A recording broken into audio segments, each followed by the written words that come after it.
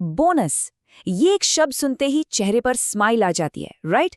लेकिन क्या कभी सोचा है कि बोनस मिलने के बाद रिच लोग ऐसा क्या अलग करते हैं जो बाकी लोग मिस कर देते हैं? और मिडिल क्लास ऐसी कौन सी गलती कर बैठता है जो उन्हें हमेशा एक एंडलेस फाइनेंशियल लूप में फंसा कर रखती है?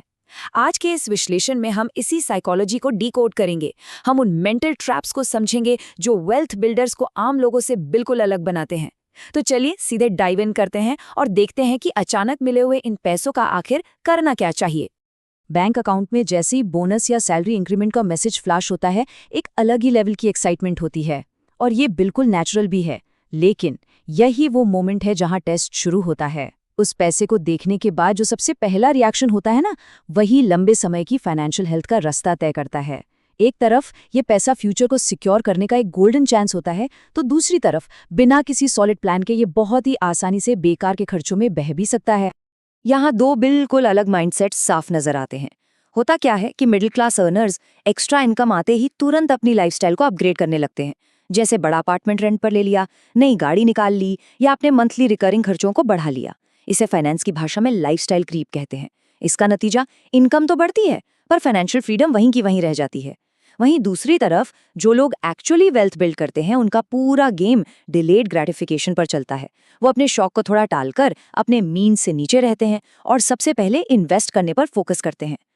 अब सवाल आता है कि आखिर लोग ये गलती करते क्यों हैं? इसकी रूट कॉज है एक कॉग्निटिव बायस जिसे मेंटल अकाउंटिंग कहा जाता है। इकोनॉमिस्ट रिचर्ड थैलर ने इसे बहुत खूबसूरती से एक्सप्लेन किया है। असल में लोग बोनस या टैक्स रिफंड को अपनी हार्ड अर्न रेगुलर सैलरी की तरह नहीं देखते। उनके दिमाग में ये एक फ्री मनी या मुफ्त का पैसा बन जाता है जिसे शौक पूरे करने के लिए उड़ाया जा सकता है। और बस यही मानसिकता पैसों के गलत इस्तेमाल की सबसे बड़ी वजह बन जाती है। ये मेंटल अकाउंटिंग कितनी भारी पड़ सकती है, चलिए इसका एक मैथमेटिकल एग्जाम्पल देखते हैं। अक्सर लोग क्या करते हैं कि अपने सेविंग्स अकाउंट में पैसा रखते हैं जिस पर उन्हें मुश्किल से 1% इंटरेस्ट मिल रहा होता है, लेकिन साथ ही साथ उनके पास क्रेडिट कार्ड का उधार भी चल रहा होता है जिस पर 20% का भारी इंटरेस्ट लगता है। लॉजिकली सोचिए, यहाँ हर साल सीधा सीधा 19% का नेट लॉस हो रहा है। फिर भी बैंक अकाउंट में सेविंग्स देख के जो एक फॉल्स सेंस ऑफ सिक्योरिटी मिलती है, उसके चक्कर में लोग उस महंगे उधार को चुकाना जरूरी ही नहीं समझते। आजकल के इस शो ऑफ वाले जमाने में हमें सिखाया जाता है कि fake it till you make it. लेकिन फाइनेंस एक्सपर्ट मॉर्गन हाउसल एक बहुत ही डीप बात कहते हैं। वो कहते हैं कि असली वेल्थ वो महंगी गाड़ियां नहीं है जो खरीदी जा सकती थी पर आपने नहीं खरीदी। असली वेल्थ वो हीरे जवाहरात हैं जो नहीं पहने गए हैं। असल में वेल्थ तो वो होती है जो बाहर से दिखाई ही नहीं देती। ये वो फाइनेंशियल एसेट्स हैं जिन्हें दिखावे के स्टेटस सिंबल्स में कन्वर्ट नहीं किया गया है। इसीलिए एक बात बिल्कुल क्लियर है, पैसा बचाना कोई सजा या रिस्ट्रिक्शन नहीं है। असल में सेविंग सिर्फ ईगो और इनकम के बीच का एक छोटा सा फासला है। समाज में दूसरों की बराबरी करने का या उनसे बेहतर दिखने का जो एक कांस्टेंट प्रेशर होता है ना, उसे रोकने के लिए सेविंग्स एक शील्ड की तरह काम करती है।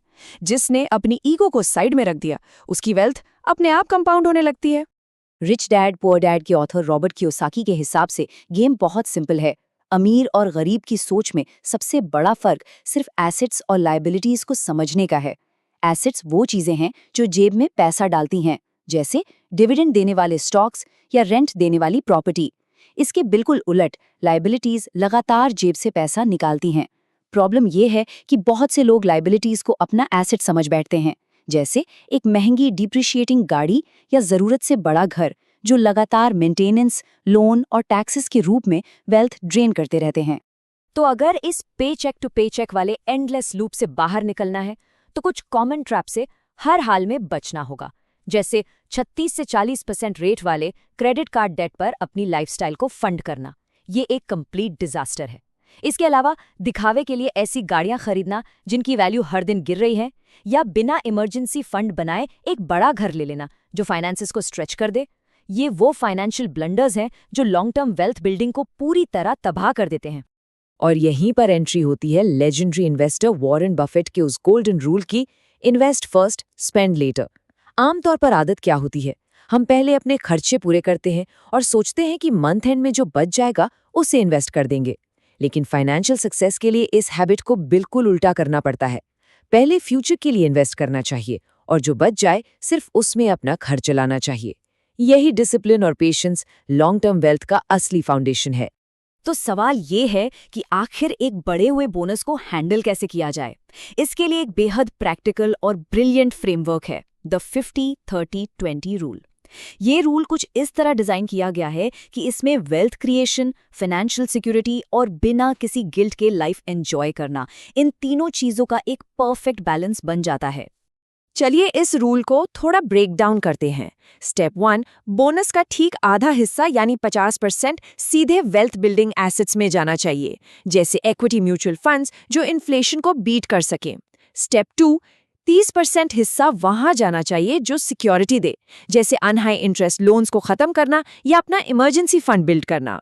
और आखिर में बचा हुआ 20%, ये हिस्सा कंप्लीटली पर्सनल गोल्स, वेकेशंस या लाइफस्टाइल अपग्रेड्स के लिए है, ताकि हार्ड अर्न बोनस को एक्चुअली एंजॉय भी किया जा सके।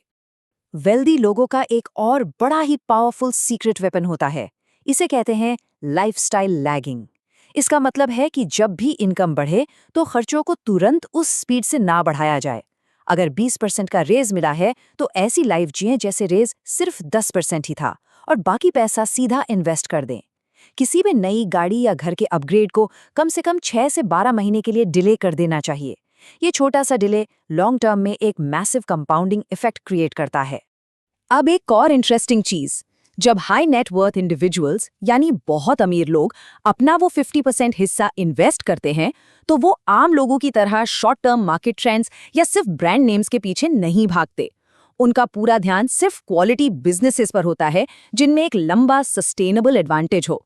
वो एक बहुत ही स्ट्रिक्ट वैल्यूएशन डिसिप्लिन मेंटेन करते हैं और अपने इन्वेस्टमेंट्स को मार्केट के उतार चढ़ाव के बावजूद लंबे समय तक होल्ड करते हैं। तभी उन्हें पावर ऑफ कंपाउंडिंग का असली मैजिक देखने को मिलता है। तो सब कुछ समअप करते हुए सबसे जरूरी बात, जब भी अगला बोनस मिले तो दिमाग में ये नहीं आना चाहिए कि इस पैसे से आज कौन सा नया लग्जरी आइटम खरीदा जा सकता है। उसकी जगह एक ऐसी मानसिकता अपनानी चाहिए जो इन्फिनिट फाइनेंशियल फ्रीडम की तरफ ले जाए। और उसकी शुरुआत सिर्फ इस एक पावरफुल सवाल से होती है, आज हम कौन सा नया एसेट बना रहे हैं। क्योंकि दोस्तों, यही वो एक सवाल है जो मिडिल क्लास और वेल्दी माइंडसेट के बीच का सबसे बड़ा फासला तय करता है। उम्मीद है इस विश्लेषण से अगली बार बोनस आने पर एक बेहतर और क्लियर फाइनेंशियल डिसीजन लेने में मदद मिलेगी।